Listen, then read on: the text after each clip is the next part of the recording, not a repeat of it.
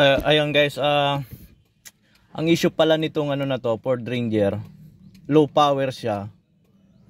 Tapos ang na-detect dito ay yung sa fuel leak detected, yung code na yun. Tapos ngayon ayaw na niya umakyat ng red line, hindi na umaabot sa red line. Tapos yung fuel pressure niya bagsak na.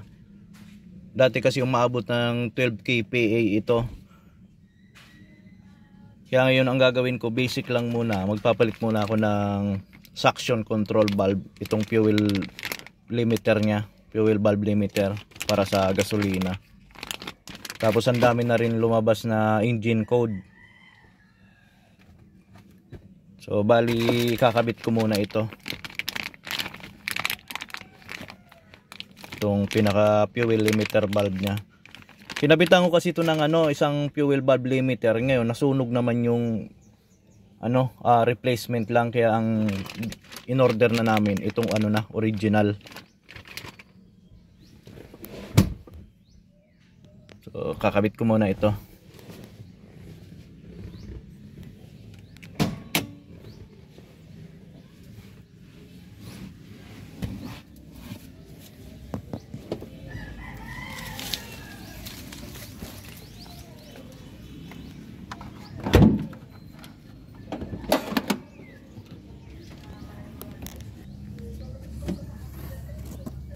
Bali dito yung nakakabit sa pinakailalim.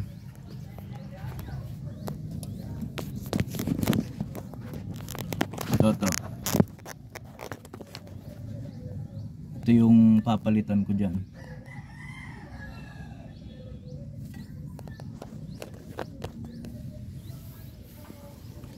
So bali ko muna yan, babaklasin ko muna para mapalitan.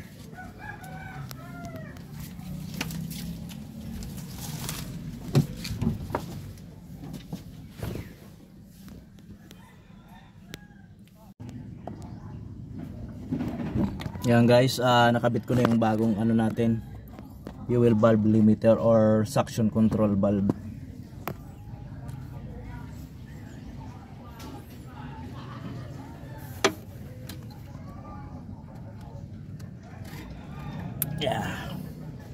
Yan, pabalik ko na muna yung ibang tinanggal ko, tapos papaandarin uli natin to.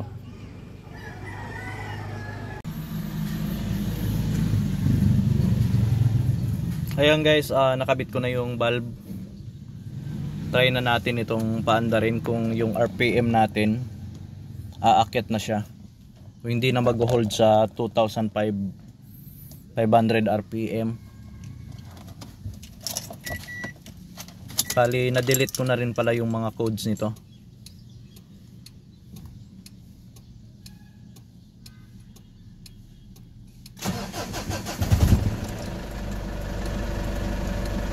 Subukan nating paakyatin yung RPM kung tataas na.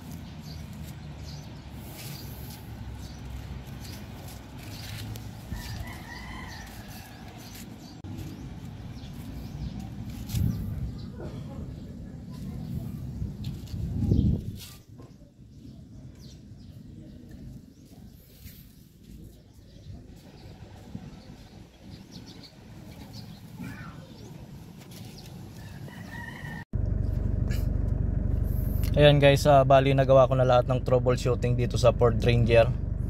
So last na ginawa natin dito ay nag-cleaning ulit tayo ng fuel filter kasi marumi nga.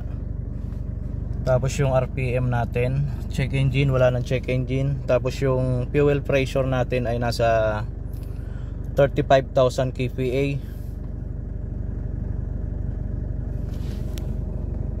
So bali susubukan nating i-rev to kung aabot na siya ng pinaka red line. So ito yung tinatawag na red line. So subukan nating i-revolution ito. Tapos kung umabot na siya ng red line, i-road test na namin ito ulit ni sir.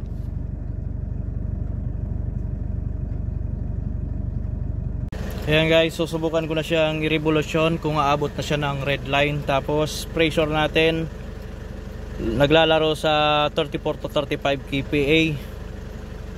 Subok large slick ng Ford Ranger.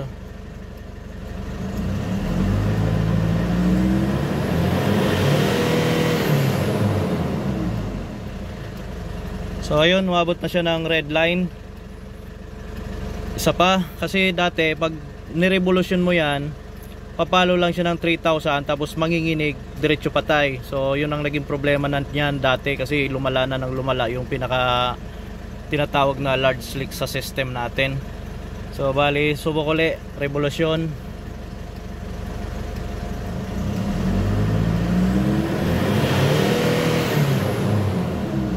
So ayan, dati pag ganyan mamamatay na yan pag bumaba na yung RPM. Tapos try natin dito sa rail pressure nya, yung kPa, kung mas mataas na yung ibibigay na pressure.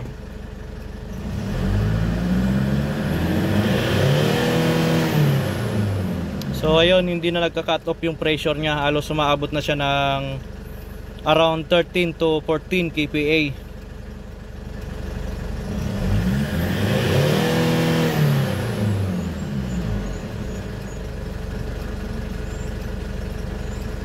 So ayun guys, road test na lang kami nito ni sir para masubukan na nga kung hindi na siya mamamatay sa daan at hindi na rin maglo-low power.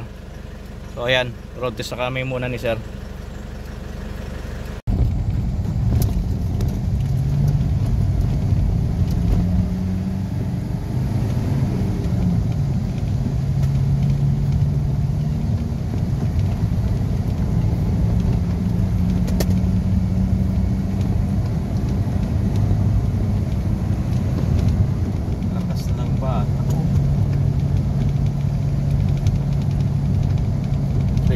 Sinok. Oo. Ganda nun ah, bagong ano yun ah, bagong shop ah. Na? Yung hydraulic hose. Kagaya sa ligaw. Okay na dyan. Nilipat siguro yun nandun sa ano.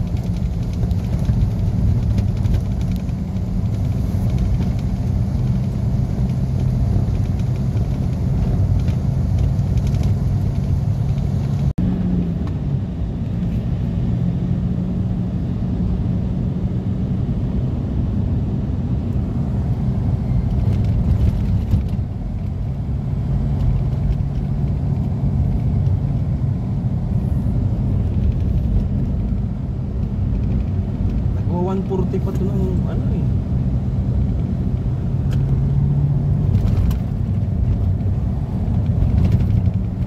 Baga, okay na, kumain lang. Galing. Bumalik na yung ano.